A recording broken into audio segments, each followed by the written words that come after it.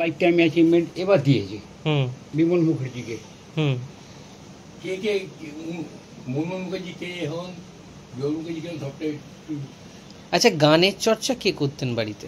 গানের চর্চা মনমোহনবাবুও করতেন, গানের চর্চা আমার মেজো কাকাও। তাই?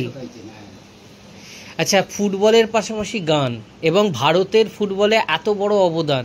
শুধু গান নয়, শুধু গান নয়, একটা ভার্সেটাইল বলতে যা বোঝায় সেই দিন। যেমন উত্তরপাড়ায় একটা খুব বড় ছিল তোমার থিয়েটার গ্রুপ, মানে যাত্রার গ্রুপ। ওই যাত্রার গ্রুপ অর্জুন শাস্ত্র, এই মনমোহন মুখার্জি। আর আমি বাবাকে দেখেছি, কাছ থেকেই দেখেছি। কোনো বাজনা নেই, বাজাতে পারত না, গলা দুর্দান্ত গাইত তখন। এসব তো অতীত, স্মৃতি হয়ে গেছে। আচ্ছা, 1911 সাল, 1911 সাল থেকে 2011 100 বছর। এই 100 বছরের সম্মাননা আপনি আমাকে দেখিয়েছেন, যেটা মোহনবাগান ক্লাব থেকে দিয়েছে। 1911 সালে ব্রিটিশদের বিরুদ্ধে লড়াই এবং আজকের যেরকমভাবে খেলা, দুটোর মধ্যে তো তফাৎ আছে। নিশ্চয়ই আছে, নিশ্চয়ই আছে।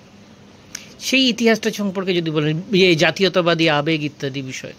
এখন ব্যাপার হচ্ছে, তখন তো ভারতবর্ষ স্বাধীনতা পায়নি। ভারতবর্ষের প্রতিটি লোকের মনেই এখন মুখে চুপি দিচ্ছে কী করে আমরা ফ্রিডম পাবো। অতএব তাদের মনের মধ্যে একটা জিনিস বাসা বেঁধেছিল, সেটা হচ্ছে যে কোনো কারণেই হোক ব্রিটিশকে যদি হারাতে পারি, যে কোনো দিকে, সে গান বাজনাই বলো বা লেখাপড়াই বলো বা খেলাধুলাই বলো, যে কোনো জিনিসে, তাহলে আমরা একটা স্টেপ ফ্রিডমের দিকে এগিয়ে যেতে পারবো। এই বেস করে কিন্তু 1911 সালে যে ফাইনালে যখন উঠল, তখন ক্লাব থেকে একটা ইনস্ট্রাকশন হয়েছিল যে তোমরা কোনো কথা বলবে না মাঠে যাওয়ার সময়। ক্যালকাটা মাঠে খেলতে হয়েছিল। তখন সাংবাদিক যারা ছিলেন ইংল্যান্ডে, তারা জিজ্ঞেস করছে তোমাদের মনের কী অবস্থা। বললো আমাদের ক্লাব থেকে বারণ আছে, সে কোনো কথা বলা। তো যাই হোক, প্রত্যেককে জিজ্ঞেস করছে, একজনও থাকতে পারলেন না, সেটা হচ্ছে রেভারেন্ড এসকে চ্যাটার্জি।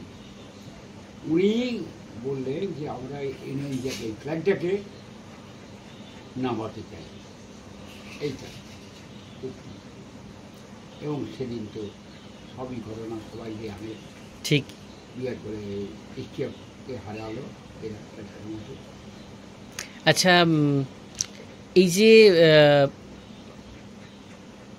দেশের মধ্যে এবং বিদেশের দরবারেও আপনার প্রপিতামহই যে অবদান রেখে গেছেন, সেটা একটু বিস্তারে যদি বলেন। মানে কি কোন কোন খেলার সঙ্গে তিনি যুক্ত ছিলেন, কোন কোন ম্যাচের সঙ্গে?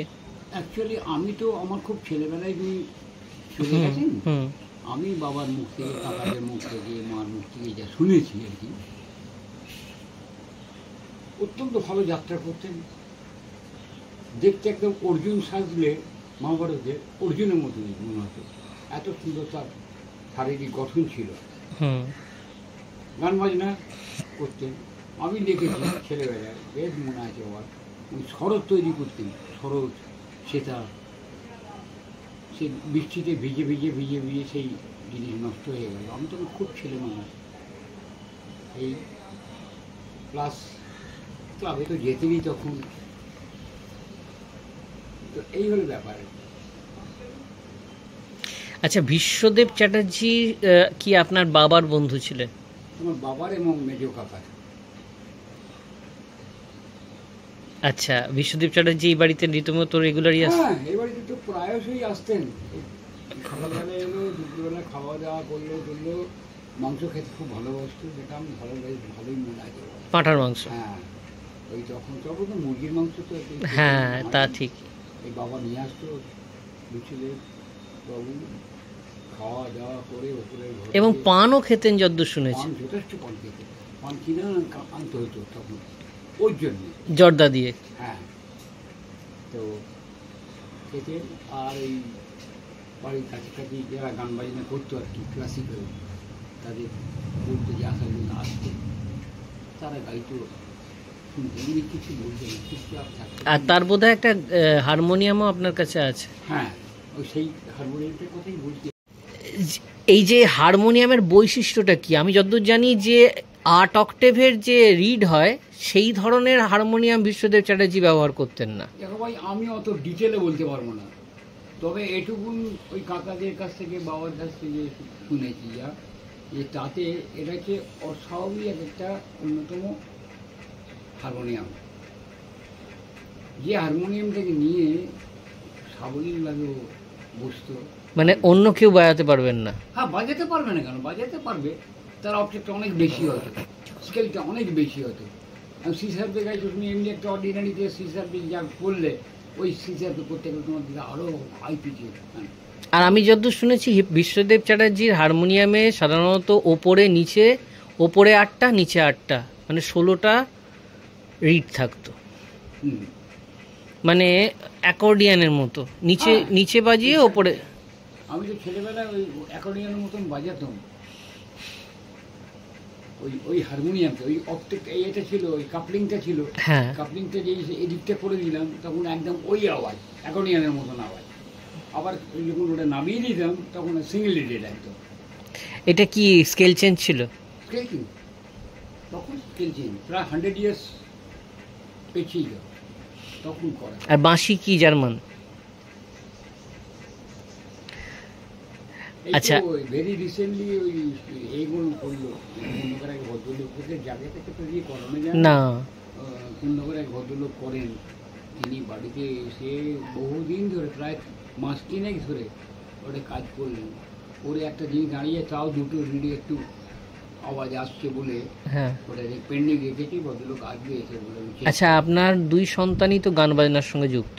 হ্যাঁ, যুক্ত মানে প্রচণ্ডভাবে যুক্ত, প্রচণ্ডভাবে যুক্ত। বড় সন্তান কোথায় কি গান গান? Specially ghazal and Sufi. Ghazal and Sufi. আর এছাড়া তো আমাদের এখানকার হিন্দি বলো, বাংলা বলো। আচ্ছা, আর ছোট ম্যাক্সিমাম বাংলা ওরিয়েন্টেড। মান্না দে ইত্যাদি। মান্না দে, স্পেশালি মান্না দে সমস্ত রকমের গান গায়, রবীন্দ্রসঙ্গীত বলো, শ্যামা সঙ্গীত বলো, আধুনিক বাংলা গান বলো, গান শেখান, গীত বলো, গজল বলো। হ্যাঁ, গান শেখান। হ্যাঁ, গান শেখায়, বৃহস্পতিবার ক্লাস হয় ওর। আচ্ছা, এই ঘরেই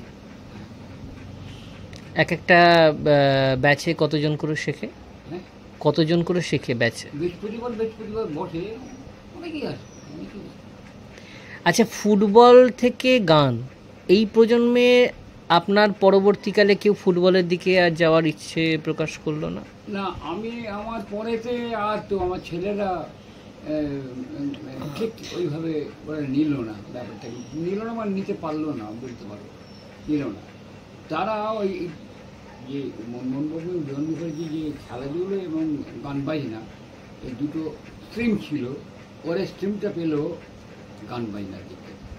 আচ্ছা, আপনার কি মনে হয় এইটা, এই খেলাধুলো থেকে সরে যাওয়ার কারণ এখনকার দিনে ক্লাব ফুটবলের এরকম বিদেশি ভজা নীতির জন্যে? বিদেশি ফুটবলারদের তো এখন প্রায় ভজনা করার জায়গাতেই গেছে। দেশজ যারা ফুটবল খেলেন তাদের খুব একটা সুযোগ এখনকার দিনে ক্লাব ফুটবলে প্রায় পাওয়া যায় না। সেই জন্যেই কি পরবর্তী ইনফ্রাস্ট্রাকচারই তো নেই যে ভালো ভালো বাচ্চা ছেলেদের নিয়ে তুলে তাদের একটা ক্যাম্প করে, তাদের একটা প্র্যাকটিস করানো, তাদের প্রপার কোচিং করা, তাদের খাওয়া দাওয়া করা। গরিবগ্রস্ত ছেলে কোনো রকমের দিন কাটায়। আচ্ছা, আরেকটা জিনিস বলার ছিল, উত্তরপাড়া থেকে আপ টু বাঁশবেড়িয়া পর্যন্ত এখানে বহু সাব ডিভিশন মাঠ আছে। তাদের মধ্যে অধিকাংশ সাব ডিভিশন মাঠ আজকাল দখল হয়ে যাচ্ছে, প্রমোটারদের নজরে পড়েছে, বিভিন্ন জায়গায় ফ্ল্যাট ট্যাটও হচ্ছে, খেলার সুযোগ এখন দিন দিন কমছে। এ সম্পর্কে কি বলবেন?